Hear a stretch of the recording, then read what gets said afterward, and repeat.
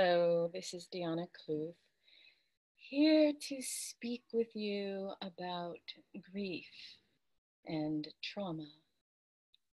I want to share a little bit about my personal journey, and you will hear in the background my children playing, but I wanted to take a moment here and now because I was inspired to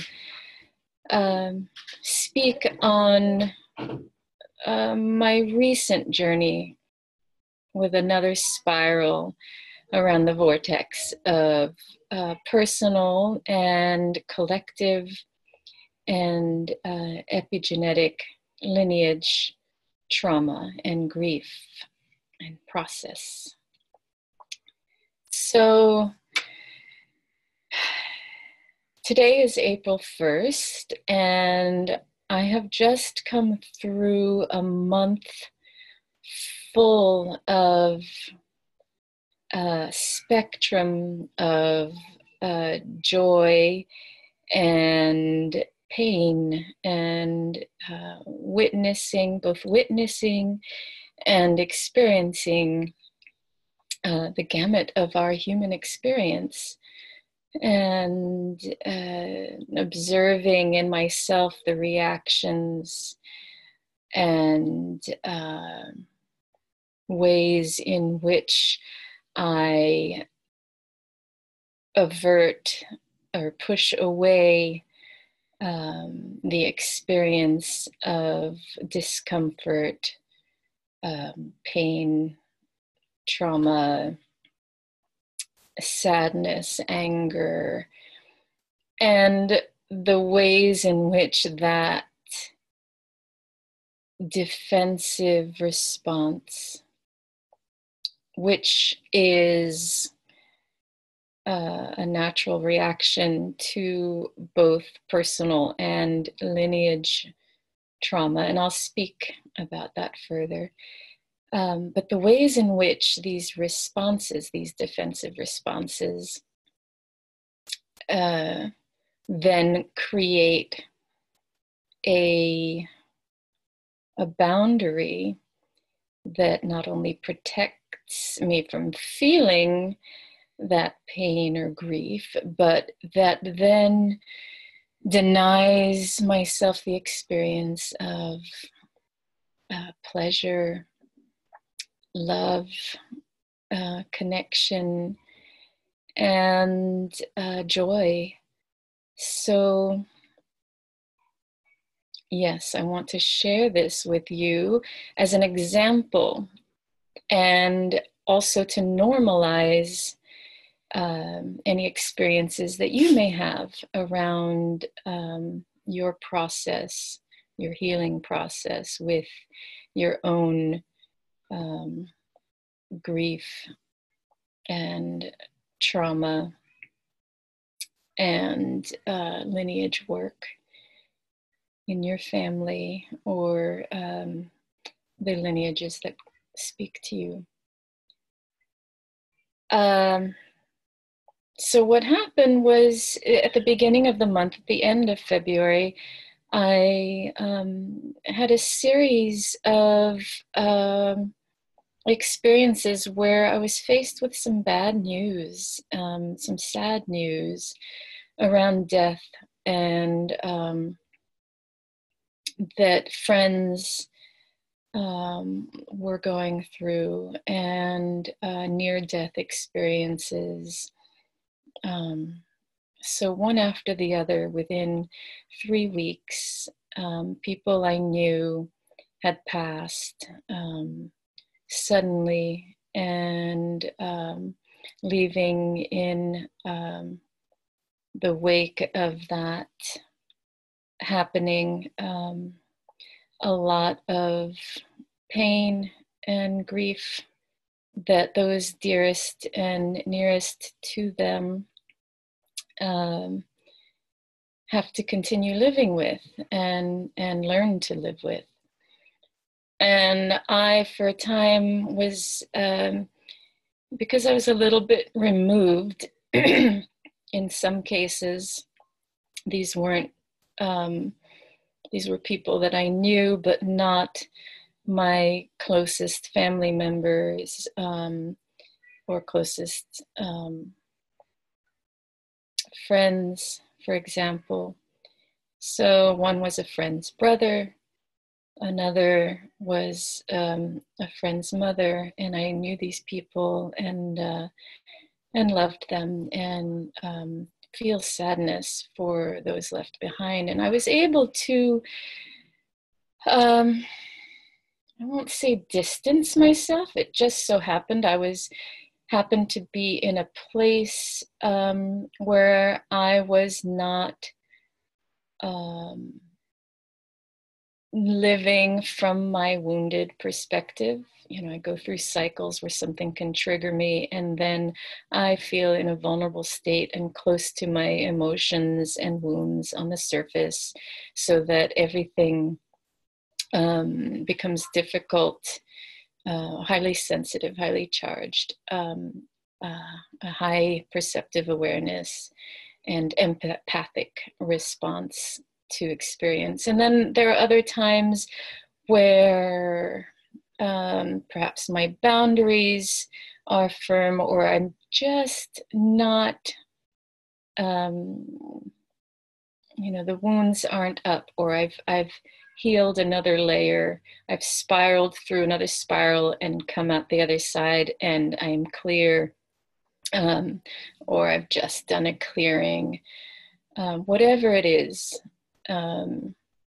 I was in a cycle of being experience where I was able to be a container for others' experience. I was able to hold space, hold sacred space, and not be triggered, not fall into the vortex of my own grief. But it accumulated over time, all these experiences that I became aware of over a period of 3 weeks, accumulated to the point where, when I was then faced with someone nearer and dearer to me, a family member, basically, childhood family member who's like my uncle, and was a bedrock of my upbringing, became ill and passed, had a massive stroke, and passed very quickly and peacefully and beautifully, surrounded by love and the presence of all his children, basically my cousins, family not by blood, dear friend of my father's. So he passed, and I felt all of it. I felt the grief. I felt the nostalgic loss of this person from my childhood and young adulthood, and nostalgia for my inner child and all those wonderful memories, and the loss of the connection to the land where we would gather up in Vermont almost every weekend of my childhood, and or it seemed that way. And these people over time also lost connection, and now we are, that connection has been through this loss, and also the connections to the others through near death and through tragic death. Those connections, those doors open, and opportunities arise to connect. So that is beautiful, and I'm grateful for that. Sad that it stereotypically took death to bring us together again. So what I want to share, and I'm just going to tune in Just breathe a moment and tuning into my womb and listen to center myself back into what I want to share. It's the process of grieving. There is talk and there are works written about the stages of grief, the gates of grief, collective and personal loss, acceptance, excuse me, of these losses, of these feeling states of grief. And really, it's not a linear process. And the stages don't necessarily happen in a continuum of flow from A to B to C to D. It can bounce around, and you can feel rage. You can feel despair and sadness. You can be numb and detached and what's the word I'm looking for? Just denying the existence of the experience of grief, of the feeling, the effect it has on you, and completely detaching yourself. And any of these cycles, stages, experiences of grief can happen and be triggered at any moment. You might be at the store and see a bottle of ketchup, and then a key, it will be a portal that opens the floodgates to feeling. And so what started happening for me in this cycle of experience with my grief was that I was so busy in this March madness of activities and birthdays and social obligations and events that I didn't have the space to release. So when I would feel, and I was feeling, I wasn't denying, I was feeling, I would need to suppress, not repress. I just needed to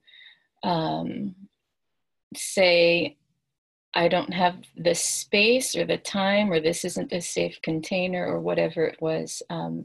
Maybe I was driving, for example, I was driving on my way to a class, just about to arrive, when I started to really feel. And I had to hold that. I just felt it, acknowledged it, but I didn't allow a release of the tears or rage, whatever wanted to come through, just wasn't the time for it. And then after a few days this way, of this sort of marathon time period of last weekend, I got to the point where I was so full and holding so much feeling. And we hold our grief in our lungs. And I felt so much constriction around my heart. And there was still holding. So I scheduled an appointment for myself with a talented healer friend of mine, who allowed me to journey and embody, become in touch with my body, and just take the space to follow those sensations and allow releasing.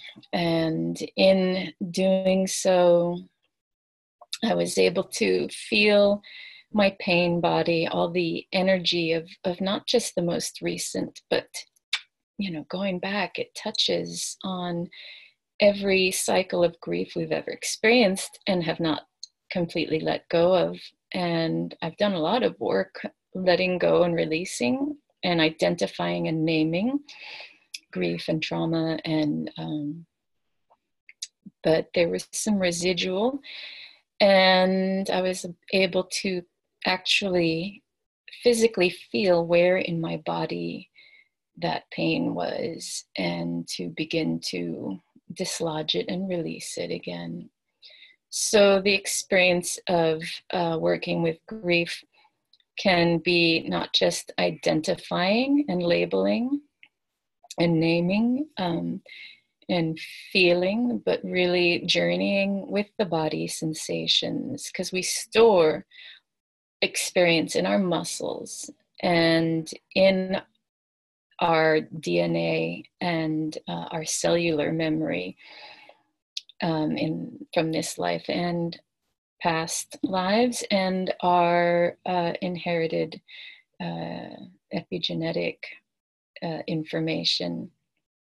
And so if you, like myself, come from a line of people who have suffered either, slavery or a cultural, genocide,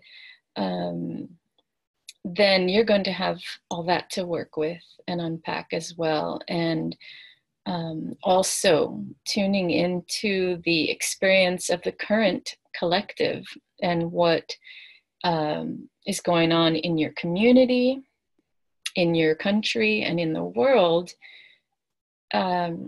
Whether you are highly empathic or not, we are connected, and you may feel some of the effects of that if you look closely. If you feel deeply, you may find a mirror of what is going on outside of your body, because as above, so below, as without, so within, we are literally all connected by one energy. We are part of one fabric of life, as well as having an embodied, unique, personal experience. So, working with grief to untangle our own personal and collective and epigenetic wounding and heal the trauma of not just our own embodiment of what we've inherited and what we are working with to process, but in doing that, we heal all those around us who are then touched by our energy and as we are in the world, our being, spirit, like a drop in water, reverberates and flows outward and affects our children, our parents, affects all our relationships. It affects how we relate to others, how we relate to life, to nature. And in so doing, we become better caretakers of those lives, including our own. So when we take better care of ourselves and we make the time, even in a busy schedule, to feel and journey inward and to allow ourselves to connect and release and to really own our experiences and unravel them, then more and more we become liberated. More and more we can move into a brighter future. And in this space of being lovingly connected to ourselves and those around us, then we cannot inflict harm on ourselves or others. And that is how we birth. We birth through a portal cleared of trauma and wounding, so that what we birth is not wounded and traumatized and does not continue this vicious cycle of harm and hurt. So then when we experience grief and death, we can come together in that loss, and we can experience the whole of the cycle of life in this same time frame. Two friends gave birth to beautiful new beings, and another celebrated her daughter's bat mitzvah, her daughter's life, shortly after she mourned the loss of her mother. And so we see ourselves in this fabric of life and death and rebirth, and it becomes a gentler way of being and existing and embodying our spirit in this incarnation in relation to everyone. And what else did I want to share in closing or in summary? Let me take a deep breath and tune in once more.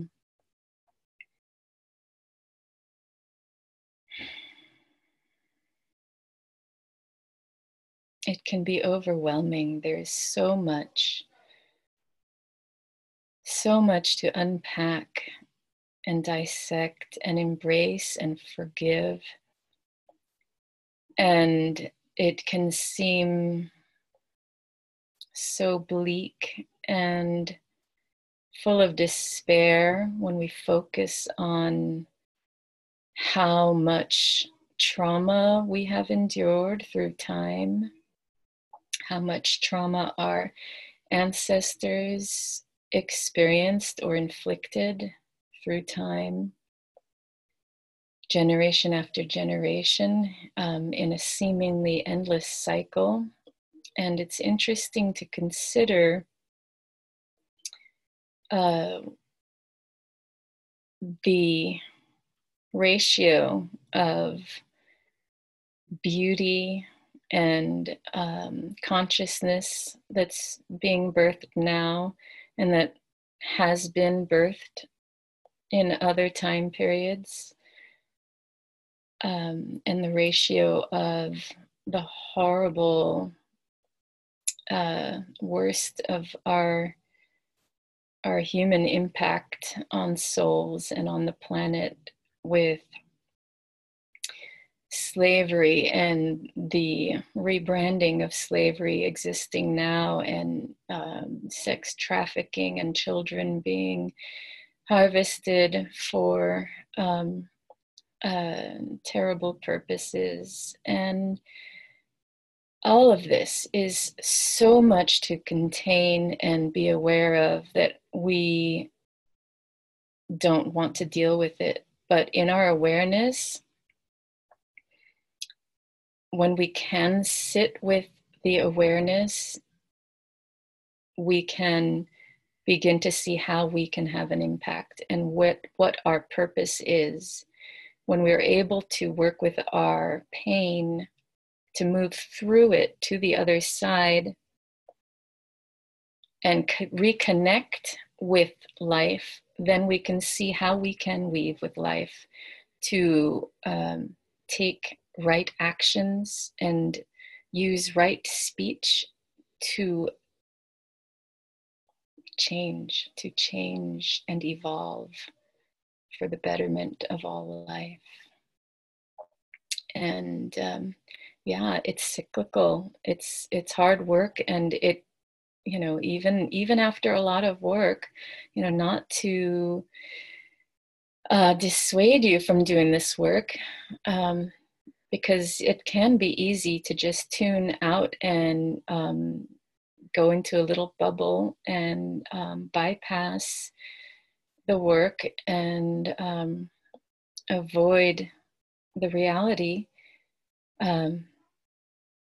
But if you do the work, and if you face the truth and move through the pain, then we can work together to heal the planet Yes, I'll be honest. Sometimes I feel very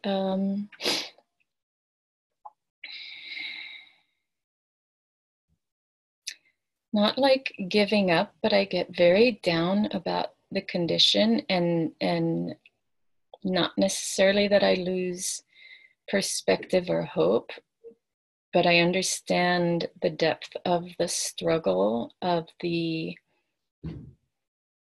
mountain, and of the obstacles, and the conditioning, and the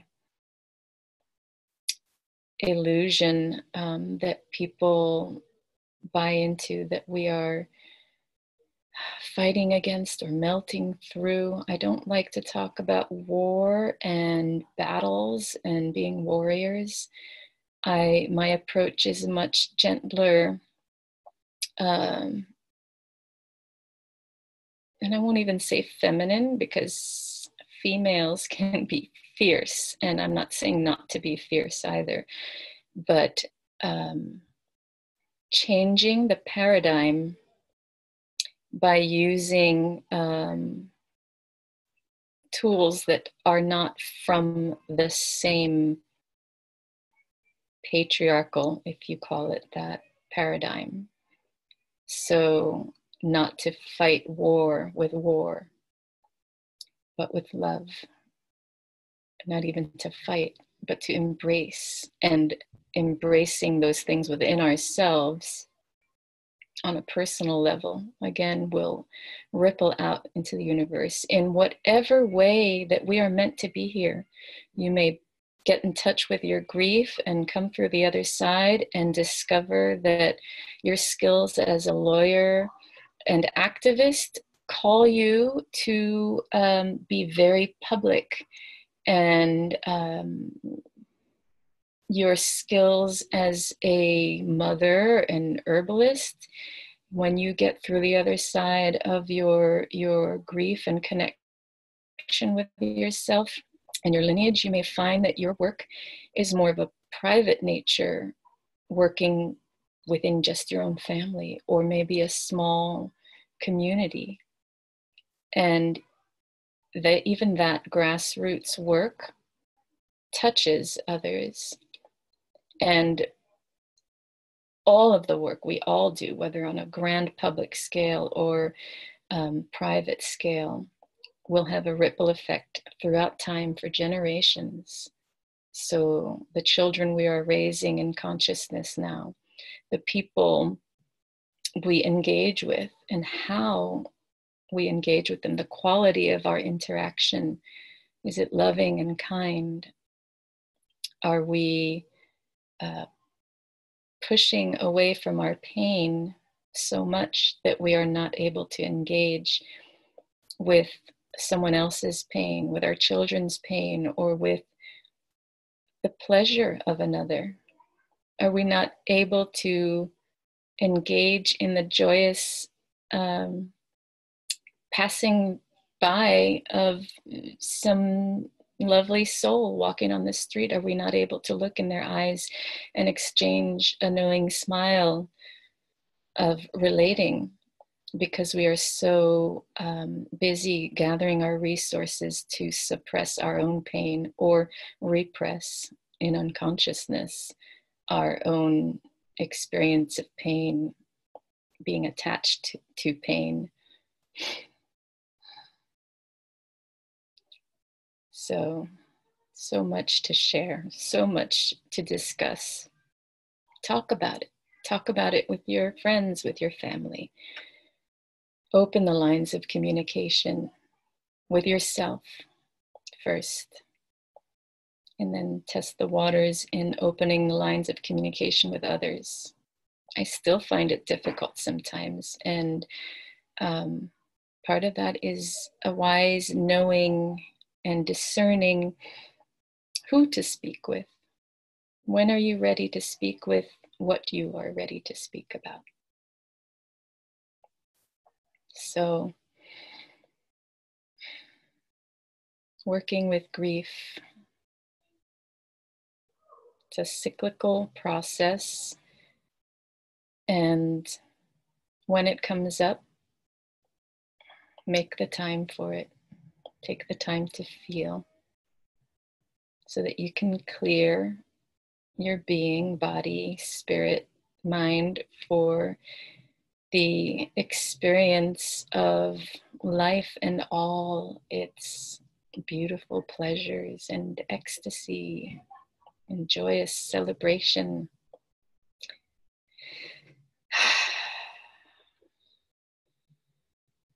Thank you for listening. Please do reach out if you have questions or